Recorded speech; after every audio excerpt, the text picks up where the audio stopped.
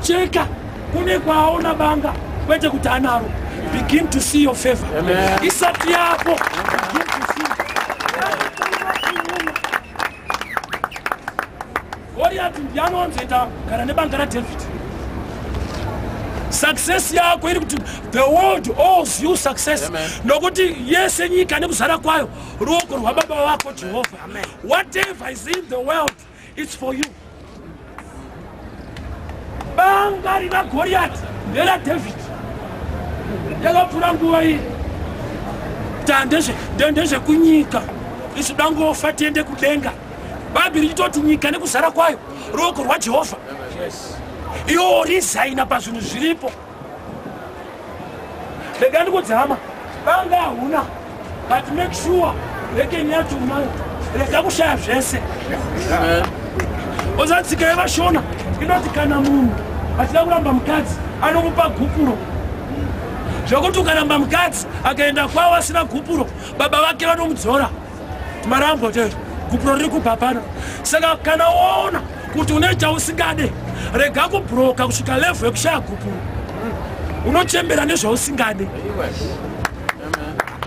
Make sure you got a sling for you to use a knife in this year.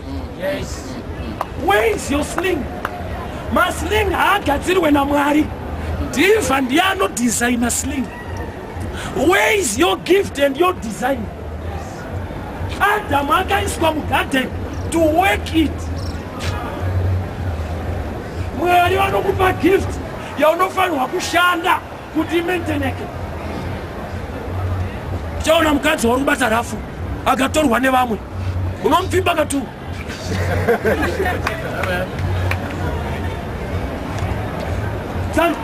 Maintenance inodevelopa chinhu. Mwari vanopa chipo chekuimba vape munhu gitari. Mwari vanokupa chipo chebhora vagadzire maground. Zvekuti tine vanhu vari talented and yet they are still poor. Gamba Mwari paanoti you are poor, you are not poor, you are rich.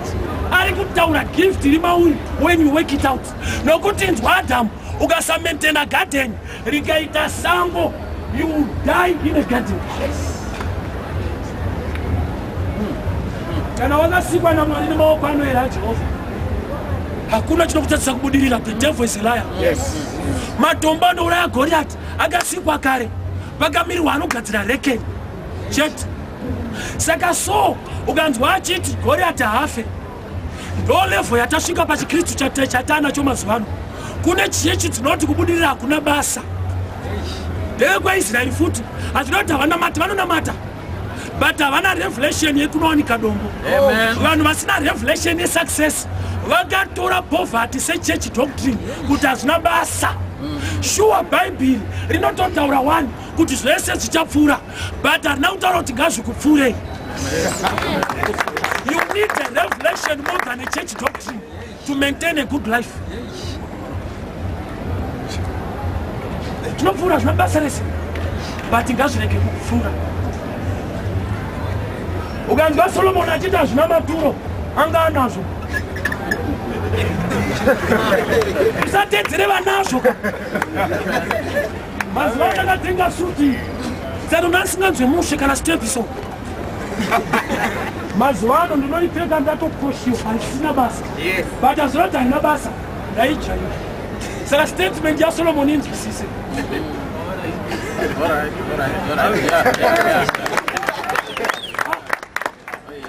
Ukava nazvo kwenguva refu unofunga kuti hazvichamisire.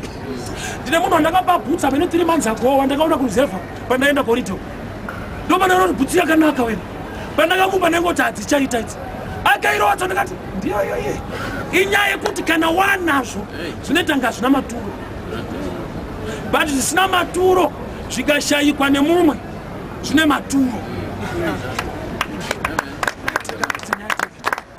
So David anotora matombo murwizi oisa mubhegi rake. Unaro here bhegi rako? Kwete bhegi regroup. Life yako inotoda njere dzako, kwete njere dzegroup, dzechechi, dzedoctrine. You need a right mind to make it in life. So wakatadza kuuraya Goliath varume, kwete kuti Mwari vaida kuti David ndiye achaura, nokuti panzwisise. 2 Chronicles 12:2. Zanzi saw he was the man who was talented to kill Goliath. Even a gift, he was gifted by God to throw stones either right or left. The Benjamites were gifted to throw stones, but Saul, a Benjamite, failed to kill Goliath. Usaone vanhu vachishupika ukati Mwari murombo. They are empowered to make it, but they are not getting the revelation. Ukatemerwa nyora dzemangoromera munhu wacho akafa asina kukuudza, unoramba uchitiza fight. You are empowered but hauna knowledge. We are empowered to prosper. Psalms 35:27. Mwari vanofarira prosperity yevana vake. Kwete mweya prosperity. Mwari manje kwete church iwo chaiwo. Deuteronomy 8:18. I give you power to make wealth. Mwari kwete machechi. Inzwa zvinhu zvamwari zvinoflowa nechoice kwete force. Tikatovhura yedu church yatinoti hativake building toita pazuva, haisi pfungwa yaMwari, ndisu tafunga kudaro. Nokuti paaifamba nevanhu mugwenga aivapa shongwe yegore kuti vatonhorerwe.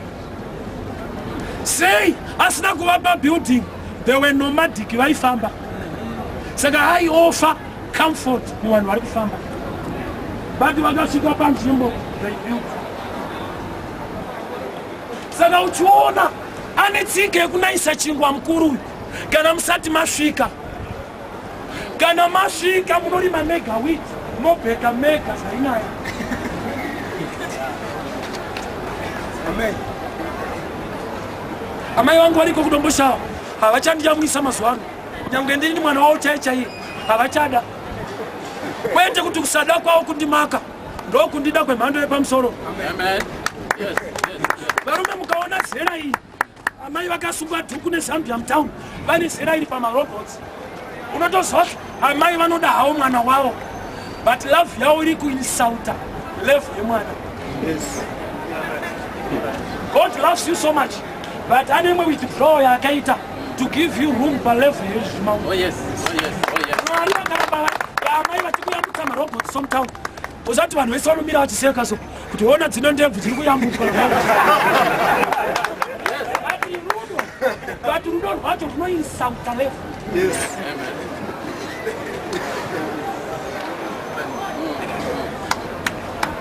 Mwari vane favor newe, but vane zvavakakusiyira vachiziva zvavakasiya vaisa mauri.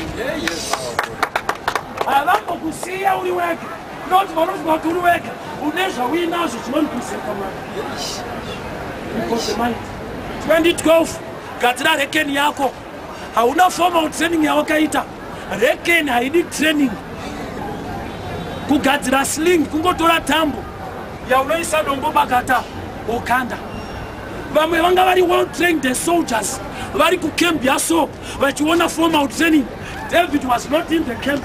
Saka uchiona zvaMwari handi zvemagroups ndezvekuda kwake iye. Amen.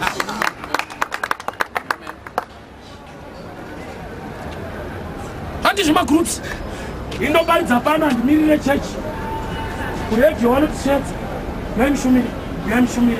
Handi zvemagroups iye Mwari wacho akada pasina bishop anyora tsamba kuaplya, pasina church yaita all night, tinongonzi handei. Kutanga muri kuenda kuseri kwemba tsamba ngonzi handei kuredio. Zvenyika yese nge zvekutamba. Favor. Favor. Gore rino favor iripo. Nokuti Goliath ane reward.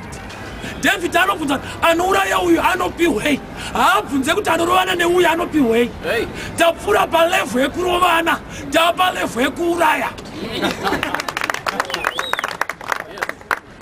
You must make it in life. Rino gore 2012 zvinoita for one reason. Igore ndakaona chizaruko chegore rino chekudaiso. Yesu panumber 12 pane zvinhu zvaakaita zviri outstanding. Iye ari Mwari pagrupu revanhu akadatwa rufu. Vanhu vakawanda akadatwa rufu. Achienda kumba kwaJairus kune mwana wa 12 years afa, kune mukadzi aiva ne12 years dzekubuda ropa akapora, ma12 anga akawanda minana. Kumberi zvichaitika, kumashure zvichaitika, mugore rechi12 kuchechi hombe zvichaitika, dzinonzi diki zvichaitika. Jesu wacho ari kuenda kwaJairasi, ndiye anoporesa kwasiri kuenda. Saka isinyaya kuchinja chechi, hatiparidze kuti mutransfer, tinoparidza kuti murepent. Vematransfer ndevamwe vanhu. Filipi akatobhabhatidza munhu, apedza ndobva adhisapira. Ana kuna baripo timotibe zita ka ngozi yedu ndo chaiyo tsano munhu mukampa Jesu zvatopera. Izve mazita mubhuku, zita rinonyorwa mubhuku reupenyu kwete rekuchechi. Filipi atumwa naMwari wekudenga akanzi you must disappear. Iye kuramba uchimonika munhu haisi biblical, iri church stuff. Tsano munhu mukampa Jesu, Jesu wacho musamutyire, anomonita yeke. Lokuti kuchaenda munhu iwawo uende but anoenda naJesu wagamuchira. Dai mabuda yedu iri serious because mukuru wedu ndiye chaiye. Unoziva here kuti mukuru wako akasiya anyora bhuku, ini ndatonyora. Wako akasiya anyora, ndatonyora. Chaona kuti mukuru ari patight, ndonyora akawanda kufura akasiya.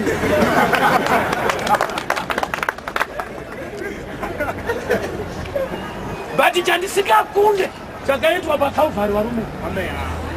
Kune nyaya dzakaitwa pamchinjikwa. Vhangeri hakuna rimwe ndiJesu chete. Iye kuti yedu iri serious, mukuru wedu akazodai, dzimwe dzese dzakarasika.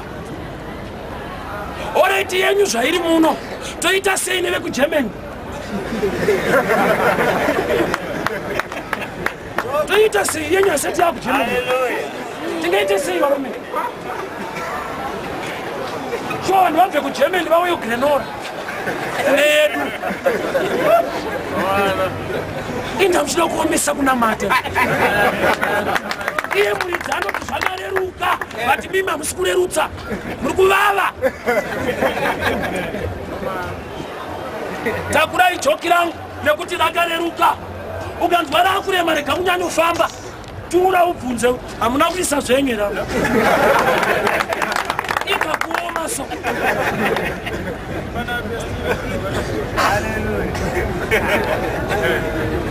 TV chaiyo chitema. TV. Rega ndikuudze. Chirisi kuti unzwisise. Ukaona vanopinda tisikade TV, vane malaptop. Problem yekuti scientifically they don't understand what is a television. Vanoti chikuru. System ya laptop, system ya television. Ibaba ichikoro hapana kuti mweya. Chikoro TV yaziro chikuru. Chine dumu chakakura. Ukaona unopinda inoramba TV une laptop, uri kuzvipikisa zvisingaite. System yema television ne system ya computer is the same. Zvekuti chinobuda pa TV chaunotya vanhu, zvototi kuti unyatsona matamushe usatarise munhu, zvekuti unenge uchiona vasati varekodwa.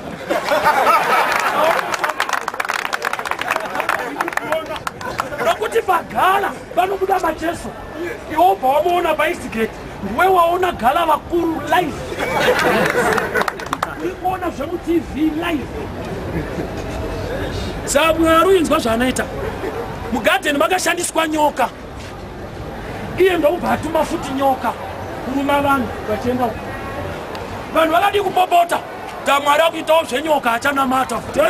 Satani akashandisa nyoka ukati Mwari anotuma nyoka. Regai ndikuudzei tsano. Wrong use yechinhu rega kukondema chinhu. Kujeri kune munhu akabaya munhu nebanga ari kupika 20 years. Kumba ndine 3 handisati ndasungwa. Nyaya isi pabanga uri kurishandisa kuita sei? Vakadzi unonzwa vachitombera so anetswa nemurume kuti ende varume imbwa. Vamwe tiri kuanamatira pano vari kudawo imbwa dzavo.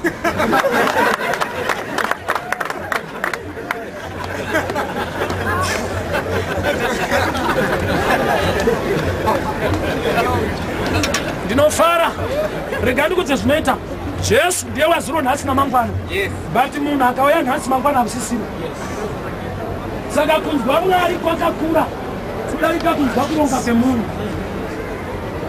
Mukuru akati mirai kuona TV ari correct nguva yaazvitaura pane zviri kubuda ipapo zvakaipa but iye achafa kuchasara kwakubuda maTV channels egospel. Haagone kumuka chipoko oti yaakuita onai munongoziva mega kuti zvaakuita. Iwe Jesu anokumbira bhoti ndiye futi anofamba pamvura. Vari kukumbira bhoti hazvira kuti kufamba pamvura akwanise. It's a matter of time. Mwari waShadrach, Meshach naAbednego anoti pindai mumoto hamuchani. But Mwari waLoti anoti tsano munhu ngaafambe panotsva munhu. The gospel riri dynamic paunderstanding chaiyo. Amen. Iyo ukada kunamata kuti uite zveunhu unorarama backward life. David akauraya Goliath nedombo. Iyo Goliath wako ane pistol. Ukaita zviri biblical unofira mahara. You need a revelation. Yeah. Uma munakaporeswa yetu. Zoti kakubata ukadaita zveunhu kwete zveunhu unofira mahara. Amena mayakaporeswa. But kudenga kunototiko nemavanga ake takaporeswa. Hatiiverenge kuti tiite zveunhu. Ndopa missing pazhinji. Tinoiverenga kuti tiite zveunhu. Amen. Saka toona zita raunopiwa wabhabhatidzwa harishande. Zita rinoshanda rawabhabhatidzwa naro raJesu. Kwete rawapiwa waoma rekunzi Paul. Pangotooma pana nyaya. Bemuno wakazvitraya kupa nzvimbo kwaEfridzi kuiti Kenani. Ndokune mbavha vakuru hakuna uchine mukaka. Saka Kenani yakaHefini dzanga kumira muno. Vaida kuita zvemubhaibheri kwete zvekudenga. Get the revelation. Rori inotakura fuel inogona kutopaka yapera fuel. Sei haishandise fuel iri mutengi hombe. Ine tsika yekutora petro mukatengi kadiki. Saka ndozvinoita religion. Ine zvivimbiso zvakakura but iyo ine wrong mentality diki. But Christianity tinochinja paipi kuzvidiki toisa kuna Mwari mukuru zvekuti nemavanga aJesu takaporeswa. Hatifani kuramba tiri murwere. Zvakapfuura zvese izvi tangomirira kuenda kumusha. Bhazi rinoenda kuBotswana rinogona kumira paPlumtree. Asina mari yekoko ndiye anowanzopopota. Tosvika bhodha ravharo inwa ikoko tsangu.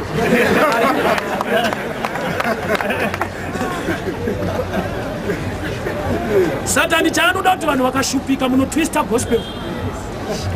Mukanyanyoshupika, mufundisi akanyanyoshupika anoritwista kuti aite mari naro.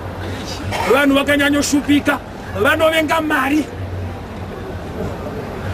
Nokuti nzwa urombo nevhangeri raMwari hazviwirirana. That's why Satani akada kuti Adamu ave naked. Kuitira kuti relationship iite. Adamu anoburitswa mugadheni naSatani. Akaburitswa naMwari. Satani anongotrika zvokuti uina Mwari wacho hazvifambe. Satani hasiri akaburitsa Adamu mugadheni. Adamu akangoti tsanorovai unomhanyisana mega. Saka munhu akasaita maright principles aMwari anoshupikira kuchechi. Ende kana ashupika anomedza pain killer. No danger yereligion. Religion inenge pain killer. Pain killer iporese. Haidaro inopedza pain. Unenge uri murwere akazorora. Ndozvoenda kunamata uri mupoverty. Unenge une hope une zvigamba. Zvichaita ikoko. Makamedzeswa church doctrine which is a pain killer. You need Jesus who is the healer. Mapiri kanoti mapain killer anotonyorwa kuseri kuti regai kudarika mazuva 10 musina kuona chiremba munofira mahara. Apa tati mungofanonwa makamirira kureiza yadhokta sofa mune 400 yekafino inwai muchimirira kureiza 20 yadhokta. Ndozvareva pain killer.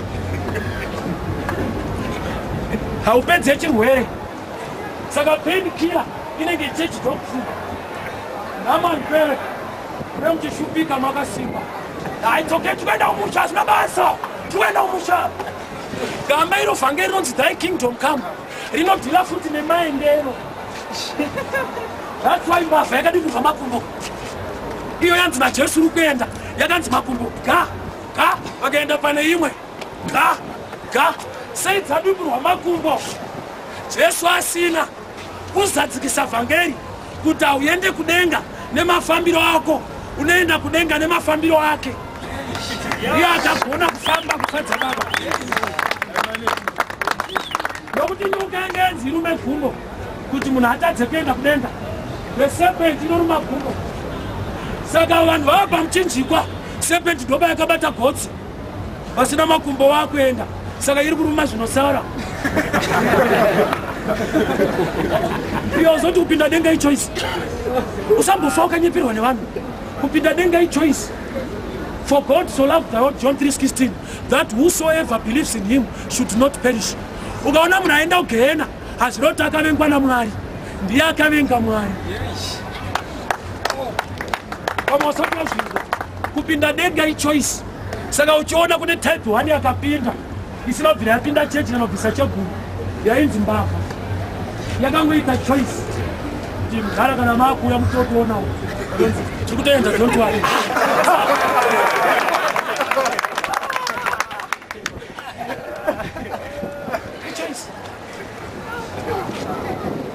Chinhu chikanyanyonakisa munhu anyanya kugara muchivi anofunga kuti kunyepa ikati odhora unoti don't faster ikati 600 years unoti inini indau ikawandisa iti inoita nge pada kuchekereswa munhu ikawandisa inenge suspect haisi blessing. Saka uchiona it's too good to believe kuti varume kuhura kweso Mwari anotida zviite but ndo zvazviri ufunge zvauri zvanotokuda wena waiti ukawina loto kare wangosikapiwe mari yacho direct vakanoti uri murombo akanyanya wainyeperwa dzimwe nyaya vachida kudzikamisa hana povhati pachayo ikawandisa pakauya chakanaka unofa. Saka toda patinoparidza tichiti Abrahamu David kunyenyeredza ndiwe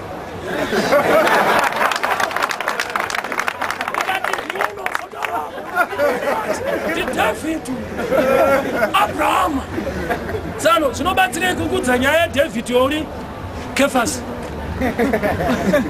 inyaya yaKefasi but tikatiwo David anoramba akamira achiti ende David akaoma kura yaGoriati ndiwe.